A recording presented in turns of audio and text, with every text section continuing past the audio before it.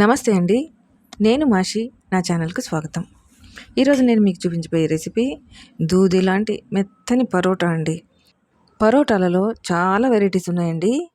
కానీ ఏ స్టఫింగ్ లేకుండా ఇలా సింపుల్ పరోటాని ఎలా తయారు చేసుకోవాలో నేను చూపిస్తాను. సింపుల్‌గా, ఈజీగా ఎలా తయారు చేసుకోవాలో చూసేద్దామండి. మరి దీనికి ఏమేమి ఇంగ్రీడియెంట్స్ కావాలో కూడా చూసేద్దామండి. ముందుగా ఒక బౌల్‌లో ఒక కప్పు జల్లించిన మైదా పిండి తీసుకోవాలండి. దీనిలోకి పావు టీ స్పూన్ సాల్ట్ వేసేద్దాము. 1 టీ స్పూన్ నెయ్యి వేసుకోవాలి. ముందుగా సాల్ట్, నెయ్యి పిండిలో బాగా కలిసిపోయేటట్టు ఇలా కలుపుకోవాలండి. పిండిని ఇలా రబ్ చేస్తూ కలపాలి. నెయ్యితో పిండి మొత్తం మూలల వెళ్ళేటట్టు చూసుకోవాలండి. ఇలా కలుపుకున్న తర్వాత గోరువెచ్చని పాలని ఒక హాఫ్ కప్పు తీసుకున్నానండి. ఒకటేసారి కాకోకుండా కొంచెంగా వేస్తూ పిండిని కలుపుకోవాలి.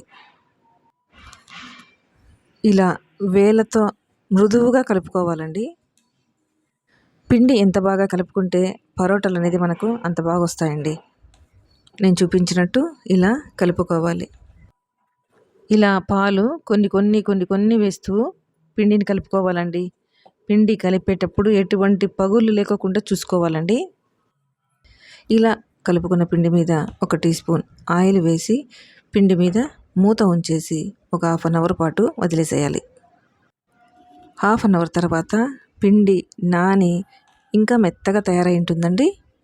ఇప్పుడు దీన్ని బయటికి తీసి బాగా ప్రెజర్ ఇస్తూ ఇలా కలుపుకోవాలండి. ఇలా తయారు చేసుకున్న ఈ పిండిని 4 ఈక్వల్ పార్ట్స్గా ఇలా కట్ చేసుకుందామండి. నేను ఇలా చూపిస్తున్నానో అలాగా చేసుకోండి. 1 కప్పు మైదాకి 4 పరోటాలు అవుతాయండి. ఇప్పుడు ముందుగా ఒక ఉండను తీసుకొని ఇలా నేను చూపించినట్టు చేసుకోవాలి. కొంచెం పొడి పిండిని ఇలా చల్లుకొని దీన్ని చపాతీలాగా రుద్దుకుందామండి. నానబెట్టడం వలన పిండి చాలా సాఫ్ట్గా తయారైందండి. ఇప్పుడు దీన్ని ఆయిల్తో బ్రష్ చేయాలండి. ఇలా బ్రష్ చేసిన తర్వాత దీని మీద మరి కొంచెం పొడిపిండి చల్లుకోవాలండి. దీని తర్వాత ఇలా ఫోల్డ్ చేసుకోవాలండి. నేను చూపించినట్టు నేనైతే స్క్వేర్ షేప్లో చేస్తున్నానండి. మీకు నచ్చిన షేప్లో చేసుకోవచ్చండి. రౌండ్గా అయినా కూడా చేయొచ్చండి. ఎలాగైనా సరే.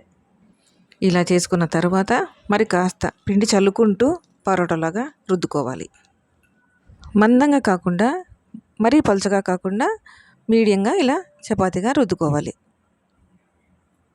నేను చూపించినట్టు ఇలా చేసుకోండి.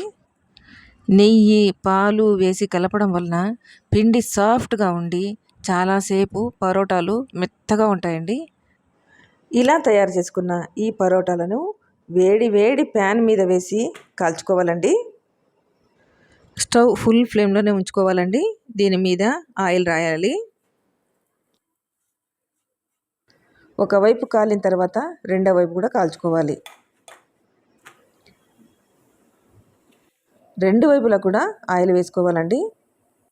ఇలా చేసుకున్న ఈ పరోటాలలో ఏ కర్రీ అయినా చాలా బాగుంటుందండి. నేను ఆయిల్ వేసి కాల్చానండి. మీకు నచ్చితే నెయ్యితో కూడా కాల్చుకోవచ్చు. రెండు వైపులా ఈ విధంగా కాల్చుకోవాలి. ఇలా కాల్చుకున్న పరోటాని వేరే ప్లేట్లోకి తీసేసుకుందామండి. చూడండి ఎంత చక్కగా వచ్చిందో. ఇంకోటి కాల్చుకుందాము. ఇలా పరోటాలకి పిండిని మనం రెడీగా చేసుకొని ఆ రోజులో ఎప్పుడు కావాలంటే అప్పుడు వేడిగా చేసుకోవచ్చండి. 2 వేలతో కట్ చేస్తే ఇట్టే కట్ అయిపోతుందండి. అంత సాఫ్ట్గా ఉంటాయి. అంతే అండి, దూది లాంటి మెత్తని పరోటాలు మీ ముందు రెడీగా ఉన్నాయి. మరి మీకు ఈ వీడియో నచ్చిందా? మీరు తప్పకుండా ట్రై చేస్తారు కదా. మీకు ఈ వీడియో నచ్చితే మాషీస్ ఛానల్ని లైక్ చేయండి, షేర్ చేయండి, సబ్స్క్రైబ్ చేసుకోండి. Thank you for watching.